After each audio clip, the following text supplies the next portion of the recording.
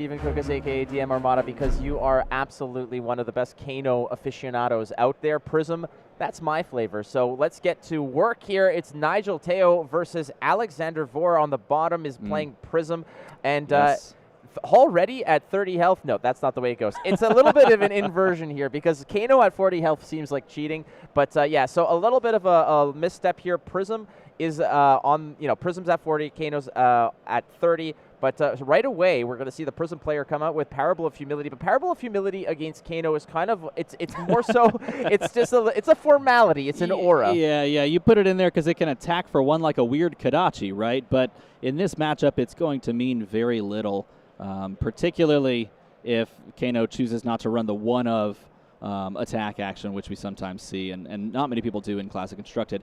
But you can still run it. He's going to choose to banish, I believe, off the top a Reverberate. Then he's going to pitch again to take a peek off of the top. He's going to banish a Lesson in Lava. This is some fun stuff. Now, by the way, I just want to point this out. This is all on turn 0. And this is all occurring, I believe, unless we missed it, this is all occurring on Nigel's turn after he chose to play the Parable. Yeah, a lot of the action and the nitty-gritty is going to happen with the passing of priorities in this. You know, it's just like this hot potato of passing back and forth. We won't even know what state we're in at a certain point in this case. But as you can see, it started with the presentation of a Parable of Humility and an attack, and this is Would you like to respond? Why, yes, sir. I would like to respond on turn 0. I'm going to Crucible into a Lesson in Lava for 4, force a pitch here, make you use some Null Rune, but move right on ahead with our lives. He's going to take a point here, and we flipped it. Perfect. Now everything matches. Look, so on the bottom we have Alex Vore and playing Kano, and then on top Nigel there. So here we are. Okay, so this all started with that it might as well have been completely textless of a Parable of Humility placed on the board, presenting 1 damage, and look what occurs. Again, the fact that Kano is an instant speed kind of hero playing on both turns, and it's just off to the races here as, frankly, Prism presented the first damage, but took the first damage as well. Yeah, so here we have Lesson in Lava connecting allows Alex to go and search his deck for a wizard card with cost equal to or less than the damage dealt. He dealt 1, so he could pull any 1 or 0 cost card from the deck, and he's choosing to there's a lot of options that you can pick in this scenario. On turn 0 here, this is a fine choice, a really, really good choice. You're going to take that card, put it on the top of the deck, picking Tome of Aetherwind. This signals that he has a blue, which he does, so that he can pitch and then choose to play Tome off the top, and he's choosing draw 2 so he can draw 2 cards. If he draws 2 blues, he can continue to pitch off the top of his deck and use cards at instant speed off the top. He's going to do that. He's going to pitch. He's going to look. He's going to banish that. Now, he does still have a Reverberate. Not sure if it's yellow or if it's blue. He also has a blue Zap there as well. There's so many interesting choices here, depending on what that other card is, but it is just a blue snapback.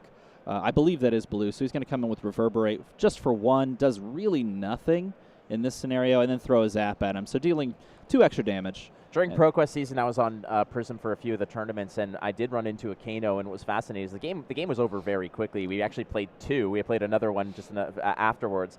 But, you think that a hero like Prism that can generate a lot of Spectral Shields, that can soak up a lot of damage, you don't necessarily need Arcane Barrier, but there is Arcane Barrier there. As you can see, the full kit, well, minus the tunic, but you do have the Crown of Reflection, you do have the gloves and the boots. Right. Is that good enough? So here's the interesting thing, and I was actually going to ask your opinion on this. How do you feel as the Prism player playing against a Kano, knowing that Kano is pretty squishy and doesn't have a lot of Phantasm poppers? Do you feel comfortable? Because if they're playing Aggro Herald's Prism, the Kano player does not necessarily enjoy that matchup. Yeah, well, in this case, what you're doing is there's a lot of those auras that really are.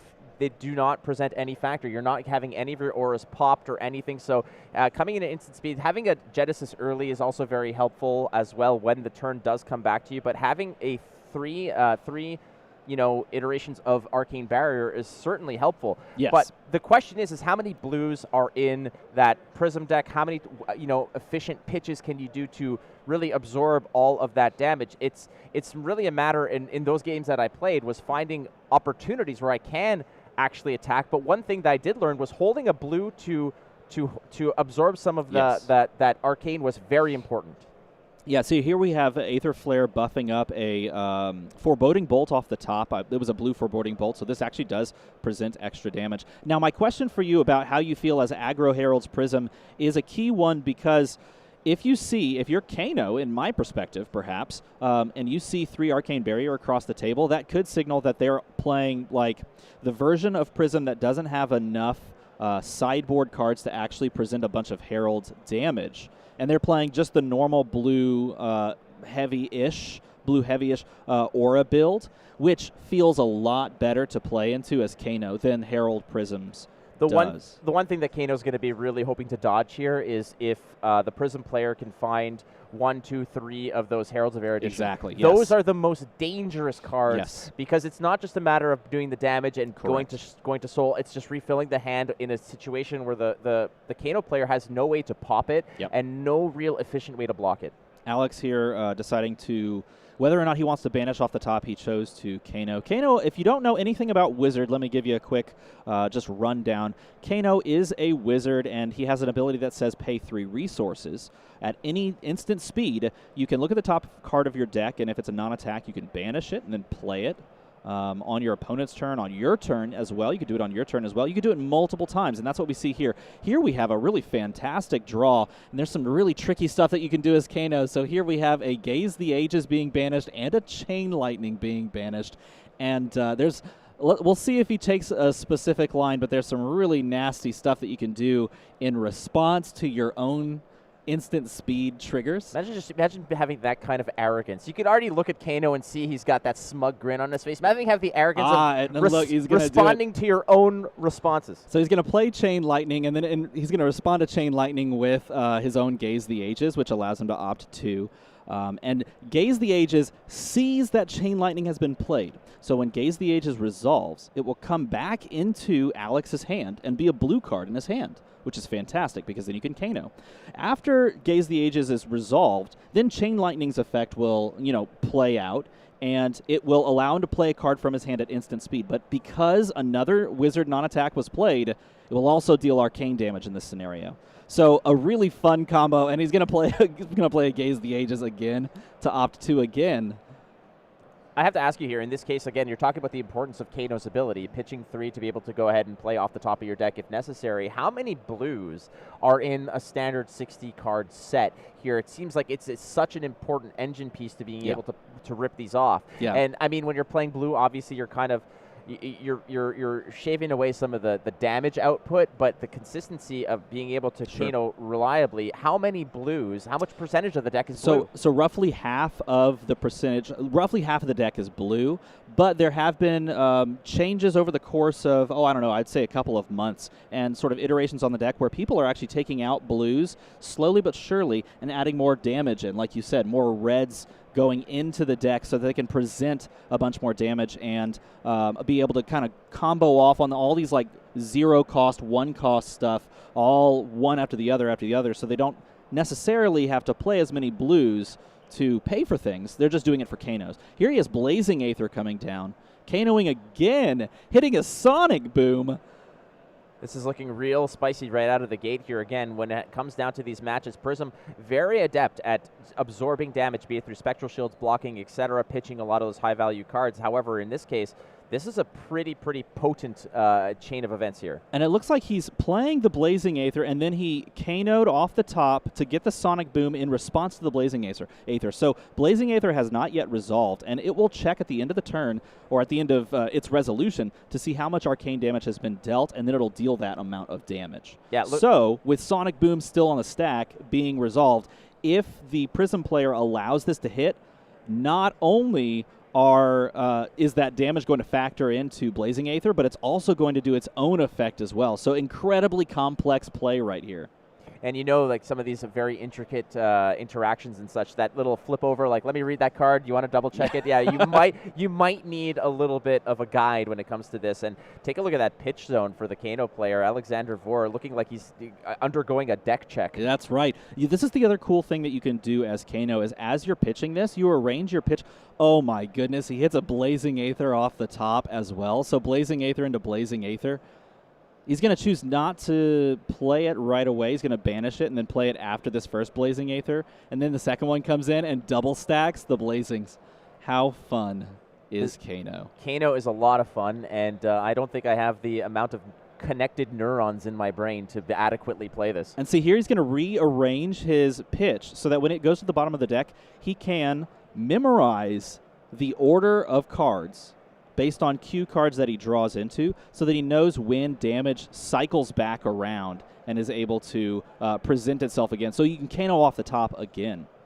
And all this was occurring, in a situation where the Prism player seems like, okay, I did one thing. Like, I did one thing. Can it be my turn right now? Yeah. And as you see, I think in this case, the Prism player is the Prism's already at 20, which in my experiences as Prism against Kano, dangerous. It is incredibly dangerous because of those crazy turns that you can have, but this is how you have to respond. You have to be aggressive here. You have to start loading your soul, and you need to start attacking and exploiting the vulnerability of Kano, which is that diminished life total. That is true. That is exactly true. Pushing physical attacks like this are dangerous, clearly dangerous as far as playing into Kano is concerned. Like, this is what you want to present. You want to present loads of damage and make them take. But in this scenario, you're feeling pretty comfortable if you are Kano, and you just let this hit, let it go to the soul. It's not presenting much in the way of other damage. This does push one physical, pushing the parable out there for the damage. And Alex looks content to take this because he has a 4-card hand and possibly a nice little setup. He wants to arsenal the most likely want to arsenal the Aether Wildfire that is in his hand. In this case, again, Parable of Humility, just there for formalities. It's just there to exist on the board. What Nigel now needs to do is, again, push that damage and be able to, a lot of the times when you think you have lethal against the Kano player, they'll be able to respond to that last sort of second of damage and just go off. But maintaining a blue source in that pivotal turn is incredibly important, especially with 3 Arcane Barriers. Now, there's a Spectral Shield, which is going to be important, and a Shimmers. Yes. So finally, a little bit of presence on the board, which, frankly, a Kano player is not going to really care about. Those auras that are on the board, the Kano player doesn't necessarily have an opportunity or even a method to attack those. Well, no, they don't. And this is a heads-up moment right here because we've seen, to a certain degree, the composition of Alex's hand. And by playing the Shimmers, you're basically saying my turn is done unless you want to do something. So that's actually a moment where you're wide open as the Kano player to consider, like Kanoing off the top, playing Blazing Aether off the boots, things like that. And Blazing Aether is just an incredibly powerful card for Kano. It is the card that you look for now. It used to be this card called Forked Lightning that you could play off of Stir the Aether Winds, but now it is all about Aether Wildfire, jamming that down, making just a huge go-wide turn, and we do see Alex does have 1 in his hand. He also has what looked like a beautiful cold foil Potion of Deja Vu as well, which could come down on this turn and allow him to set up for a later turn. Pitching a Scour here. That is one way to deal with auras. You could play Scour. Off the top here, again, we saw how much was done in terms of pitching earlier on and being able to stack that for reliability and late-game consistency, but it's the early first few turns that are really up in the air. Choosing to banish what looks like a red Blazing Aether. He's going to pitch away the Deja Vu, Potion Deja Vu, and Crucible another Aether Flare. Has 2 Aether Flares sort of available. One of them is coming in for 4, and this one could go Aether Flare and then buff the second Aether Flare, which looks like that's exactly what he's doing. So pitching blue here, the 3 Arcane Barrier and the Spectral Shield will clean that up, but another case of the exact same attack here is going to really put Nigel in a situation. The colors in the hand here, again, you have the Arcane Barrier set up, so you're feeling kind of comfortable. Spectral Shields can also soak up a lot of that damage, but in reality, there's another pitch of 3, and this is very important in terms of just making sure that you're absorbing as much of this damage, because oftentimes, Armada, when it comes down to those big, wide turns, soaking up and canceling a lot of that arcane damage early it does reverberate towards the end of the turn as well. Right. It has significant implications. That's right. And this is Alex is totally content with everything that played out because all of that was presenting damage, taking cards from the hand of the Prism player, and then arsenaling your key combo piece, which is fantastic. Oh, and he's just going to jam down a Haze Bending as well, which is going to basically say, do you want to present any instant speed shenanigans? And if so, then I have to deal with it with a 2-card hand? Yeah, this is basically like, you're saying, all right, goodbye, see you later. Like, trying to hang up the phone, and this is that opportunity for Alex to just say, all right, you're passing priority. This is my time to shine. Spotlight on me. Let's see what we can pull off. Because, frankly, there's no more actions. That's an aura. It's an action. It's no go again. You just jam it on the board. And, again, what damage is he presenting? Nigel's bread and butter here in terms of actually presenting Alex a situation where he has to potentially block or giving some sort of pressure. That's pocketed in the Heralds. Auras are not how you win this matchup. It's a slower burn, but frankly, you need to. I think what Nigel might be waiting for is, okay, Heralds of Protection, Heralds, the Erudition. These are the cards I'm hunting for here. Alex choosing to just let the turn end on Nigel's side so that he can play on his own turn, which is honestly a very smart, very solid play. Playing on your opponent's turn is really fun, especially when you first pick up Kano. It's really fun to say, all right, now I'm going to play on your turn and watch this and then do some stuff, and then you draw up on your own turn. And it's like, okay, I could have probably done those things on my own turn, drawn up, and then presented even more on my opponent's turn. And so he's choosing to do that. He's going Reverberate, which I believe he's pitched for, but it did hit, allowing him to play another Reverberate. Pitched for that as well.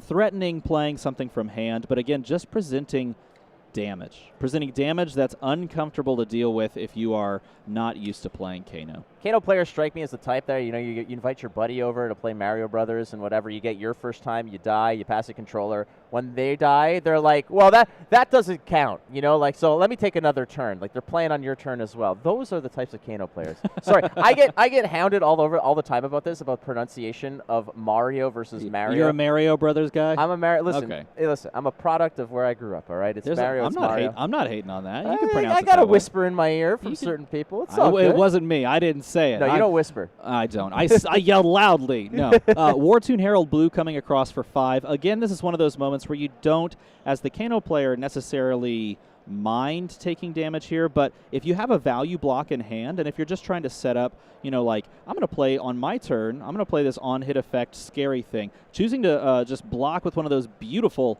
extended art wildfires. Now, this is a key signal. If you're choosing to block with a wildfire, then as your opponent, I'm thinking, okay, then you definitely have a wildfire or something of just as much value in the arsenal, because you blocked with 2 of probably the best arsenal cards in your entire deck in Wildfire and Tome of Fiendal. Fiendal? I don't know what you go for. It's one of those. It depends what dialect you're speaking, right? If you're speaking English or so gibberish. It's one of the two. Nonetheless, so there's a very important part here that I want to get to is the fact that, blocking out the Herald is important because there's nothing currently in Soul. Yeah. If that Herald hits, you put it in Soul, now gives you an outlet to pitch yellow in order to activate the go-agains on all of your auras, which allows you then to really pressure the Kano. Yeah. So, right now, Wartoon into Wartoon is very good, but frankly, I believe that Alex here is more concerned about trying to avoid a situation where Nigel has an opportunity now to attack more than once per turn. When that finally comes back to him in that regard, being able to not only that, but creating spectral shields soaks up a lot of that arcane damage. Which I think that's the biggest thing. I think that giving him too many soul options and too many options of blocking your arcane damage with spectrals plus pitching is the danger.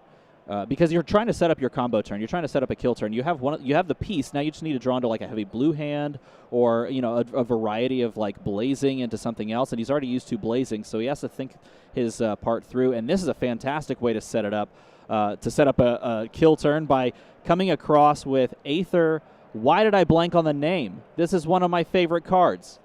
Goodness gracious, it's Aether Spindle, everybody. Huge shout out to Kel, Mr. Red Zone Rogue. I looked right at him and I said I blanked, and he just came right out with Aether Spindle. I feel so bad, but he got my back. Yeah, but Aether Spindle. Do you see the disappointment in his eyes when he did. saw that you just couldn't for get a it? moment. Yeah, there's a little bit of respect lost there. Wow, and the respect for the Aether Spindle, stopping everything by making 3 spectrals. I believe he stops all damage. This is one of those cards, Aether Spindle, and I personally played in my Blitz deck, I played every copy that I possibly could because Aether Spindle allowing you to hit and then opt is just backbreaking, absolutely backbreaking. Prismatic Shield, an MVP when it comes to this matchup, being able to just add instant speed, respond, and drop 3 Spectral Shields, which again, it doesn't matter about arcane damage. It'll just absorb whatever damage is possible. And if there's anything that's left over, it exists on the board as another threat if possible. Stopping the opt there was huge. That was absolutely huge. Coming across with just a single Shimmer's attack for 2. Shimmer's buffing itself. So I have a little bit of a curiosity here because in terms of this matchup, if you're completely dead set that none of those auras are going to get popped, I prefer the option of stacking one super high because in the rare case, or I don't say rare, but in a certain case where you only are afforded 1 attack, a 2 attack and a 2 attack, if all those counters were on 1, now it's just 1 attack and 4. The danger is that your opponent, in this case, has an exact, just kill card in Scour, which can destroy 0 cost and token auras. So they would be able to pay for it. So spreading it around also makes a nice little argument because if you have a bunch of 2s, they have to pitch into Scour more to destroy more auras. Rather than you stack it up to 4, okay, I just destroy that with Scour. That's good value for me. And here, the combo of these auras actually paying off and dealing just chip damage, making Alex think about whether or not he actually has the time to block. Going to pitch here for the Eye of Ophidia trigger first, but I would imagine pitching for Kano. Thinking here, it looks like Alex is in a situation where perhaps he can really pop off here. And the tough part about a Kano player playing against a Prism player also is the fact that, anybody can jam the Null Rune and have that full kit. But Prism has another outlet to absorb damage with those Prismatic Shields. So there's, with those Spectral Shields. So it's a little bit of an uphill climb for a Kano player, but it's definitely not undoable. Okay, so here he banished the Sonic Boom. He's going to use Talismanic Lens as well to opt 2 because this could either be just a nice value turn or it could win him the game because we know what's in his arsenal. It is Wildfire, which will buff based on how much damage it deals. We know that Nigel has no resources floating except the Tunic. So if, Alex pushes 5 damage, which is easy with Wildfire, everything after this will be buffed by 4. This could be a 100% kill turn if the right thing is on the top of the deck. And it looks like he's eyeing a Tome of Aetherwind, and I can't quite make out the second card, but if Sonic Boom hits, it would go and get the Tome, which could draw him cards. It could buff. There's a variety of lines that can get you to 19, and that is all you're calculating right now, to get to 19. Is Nigel out of cards? I believe Nigel's out of cards. Yes, he's face up. That's exactly it. This is green means go, man. This is it's just count to 19. Well, really, in this case, it's count to 20. Yeah, no, basically, this is a situation Alexander cleared for landing, buzz the tower, go the holy 9 yards, right? So he's pitching, paying the Tunic resource as well. And this is the tough part because Nigel now is just a passenger on this journey. He's just there as a spectator. He's got to see if Alex can convert here because, like I said, no cards left means nothing else can stop this. Right, but now because of the composition of Alex's hand, it looks like he had another Wildfire in hand, which meant it was a red. It looks like both of those are red, actually. So he had a red-heavy hand, and trying to piece this together with a red-heavy hand is just not going to happen when you don't have an energy potion on the board because you need the resources to pay. He's going to, there it is. He's going to choose the draw 2 option, play a Tome of Fyendal, draw 2 as well. With 2 floating, if he draws into a bunch of blues here, he has a real shot at cracking the boots, sending over the Wildfire, and then Sonic Booming off the back of that. So here goes. He's going to figure this out right now. Like you mentioned, this is where the creative accounting. You need to know not just about the cards in your hand, but all the potential possibilities. So here he goes. He's going to crack the Storm Striders, allowing him to play a card at instant speed from his hand or arsenal. He's going to play the Crucible of Aetherweave to buff his next arcane damage. What's he going to come across with? I mean, it just makes sense, right? So that wonderful Aether Wildfire you arsenaled maybe 3 or 4 turns ago, coming across for 5 like we talked about. You can stop exactly one of those, and you have to do it right now because everything is going to snowball from here. He moves the Tunic counter off to stop. It deals 4 damage, which means this Sonic Boom is a casual 7 arcane. And, honestly, stop me, ladies and gentlemen out there, if you've been in this position where it's just a matter of watching, a movie unfold, and you're, just hoping for a happy ending. Oh, my God. He plays off the top for another one. And another one. He comes across at the end, and that Sonic Boom off the top being grabbed by another Sonic Boom. Absolutely insane finish.